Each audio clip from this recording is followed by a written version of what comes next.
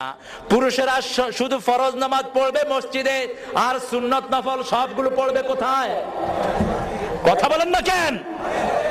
ঘরের ভিতরে বিশ্বনবীর সুন্নত, ঘরে নামাজ পড়ছেন। হাসান হোসেনকে বড় বেশি আদর করতেন মুহাম্মদ সাল্লাল্লাহু। হাসান হোসেন দেখলেন নানা নামাজ পড়ছেন, তিনারা মনে করলেন বোধহয় নানা ঘোড়া সেজেছেন। একজন ঘাড়ের উপরে বসে আছেন, আরেকজন পিছন থেকে ঠেলছেন। আল্লাহর হাবিব সেজদায় মাথা উঠাতে যাচ্ছেন, হোসাইন চেপে ধরেছে।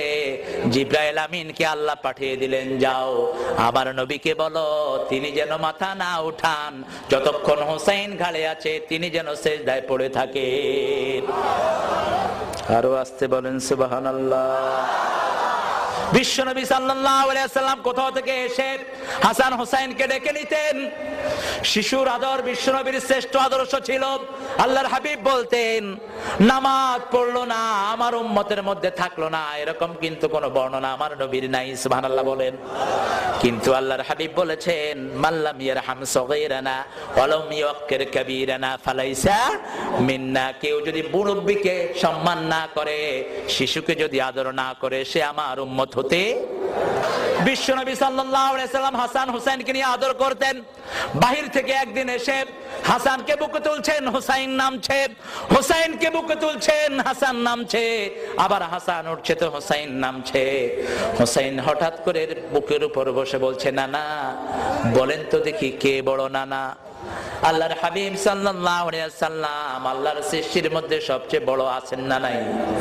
কথা বলেন না কেন? বিশ্বনবীর মর্যাদা আল্লাহ সবচেয়ে বাড়িয়ে দিয়েছেন। আর আল্লাহর হাবিব বলতেন, আনা সাইয়্যিদে বলদে আদম, বনি আদমের সব সন্তানের নেতা আল্লাহ আমাকে বানিয়েছেন। সুবহানাল্লাহ বলেন। আল্লাহর হাবিব বললেন আমি বড়, হোসেন বললেন না না না আমি বড়। শিশুদের মতের কখনো অগ্রাহ্য করতেন না আল্লাহর হাবিব। সেজন্য বলতেন, ঠাট্টার ছলেও কোনো শিশুর সাথে তোমরা মিথ্যা কথা বলো না। শিশুকে ধোঁকা দিতে নিষেধ করেছেন মুহাম্মদ সাল্লাল্লাহু।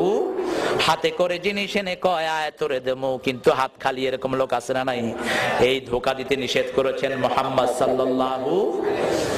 আল্লাহর হাবিব বললেন আমি বড়, হোসেন বললেন না আমি বড়।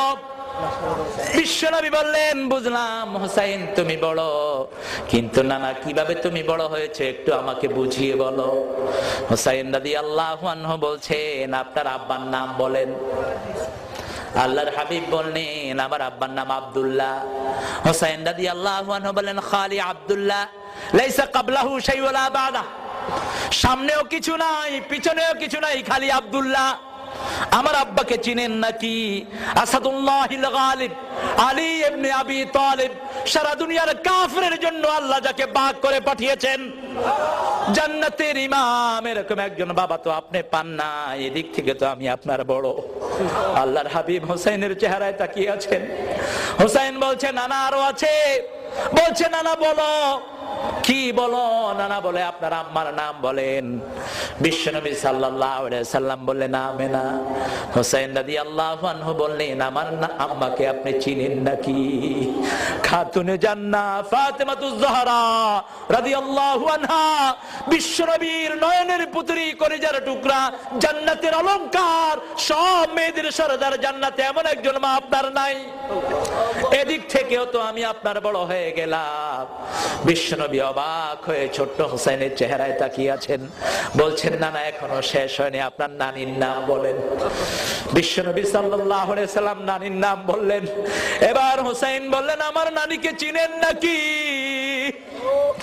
জান্নাতে প্রথম যেই মহিলা ঢুকবে, যাকে স্বয়ং আল্লাহ নিজে সালাম পাঠিয়েছেন, এরকম একজন নানি আপনি জীবনেও পান নাই, খাদিজাতুল কুবরা রাদিয়াল্লাহু আনহা। এদিক থেকেও তো আমি আপনার বড়। আল্লাহর হাবিব অবাক দৃষ্টি চেয়ে চেয়ে বললেন, হোসাইন।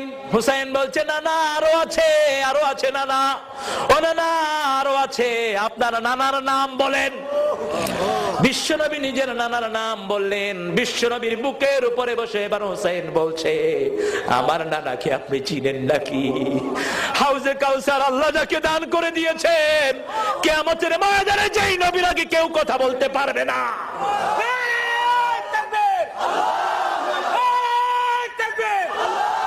কি পরিয়ে আমাদের সংগঠন বিশ্বনবী সাল্লাল্লাহু আলাইহি সাল্লাম অবাক দৃষ্টিতে চেয়ে থাকলেন। এবার হোসেন বললেন, আমার মানা সরদারে আল কাউনাইন রাহমাতাল লিল আলামিন শাফিয়াল মুজনাবিন সাহিবে কাউসার মুহাম্মদ সাল্লাল্লাহু আলাইহি সাল্লাম, এরকম একজন নানা তো আপনি জীবনেও পান নাই। বুকের সাথে চেপে ধরে বলল, নানা রে, সত্যি আজকে তুমি যেন আমার থেকে বড় হয়ে গেছো।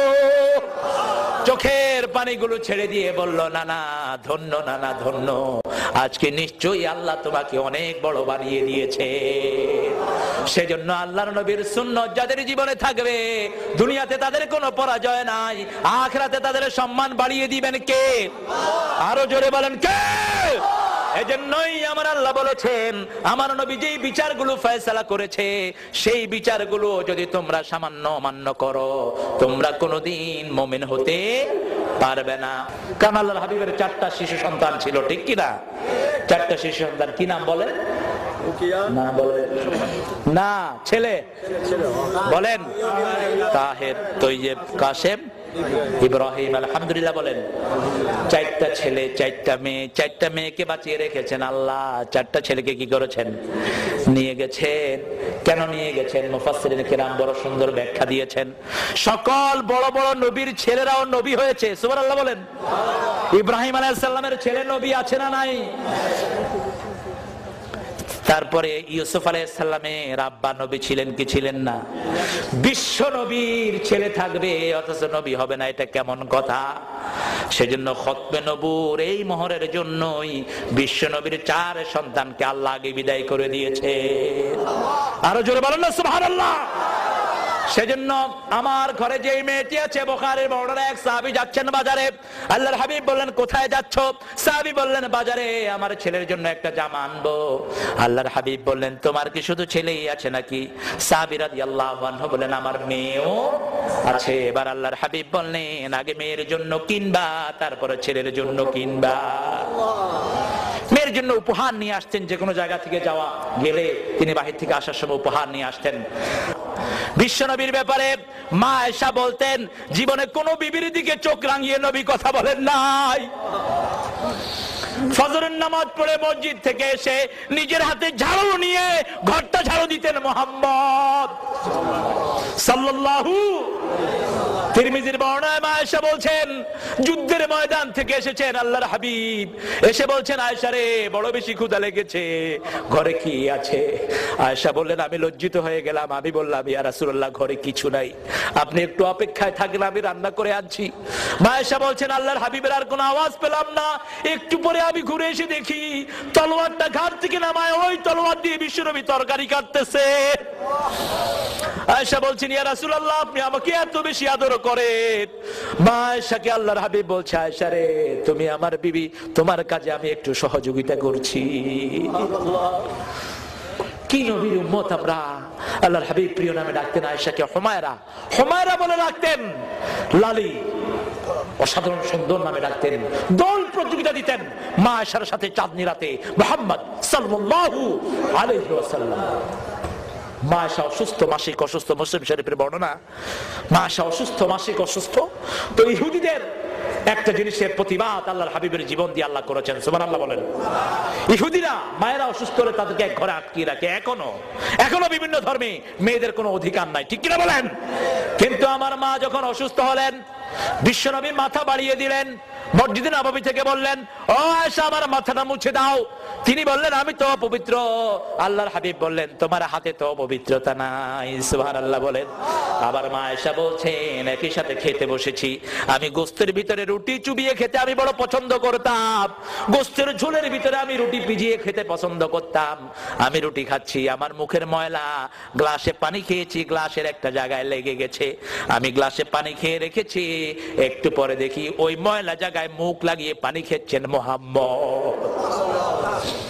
মা আয়েশা বলছেন, আমি হাড্ডি খেয়ে রেখেছি, সেই হাড্ডি চেটেছেন মুহাম্মদ সাল্লাল্লাহু আলাইহি সাল্লাম। আল্লাহু আকবার। হৃদয়ের সব কথাগুলো আয়েশাকে বলতেন। আয়েশার জন্য টান বেশি ছিল, কিন্তু কোনোদিন বেশি এক্সট্রা সময় দেন নাই।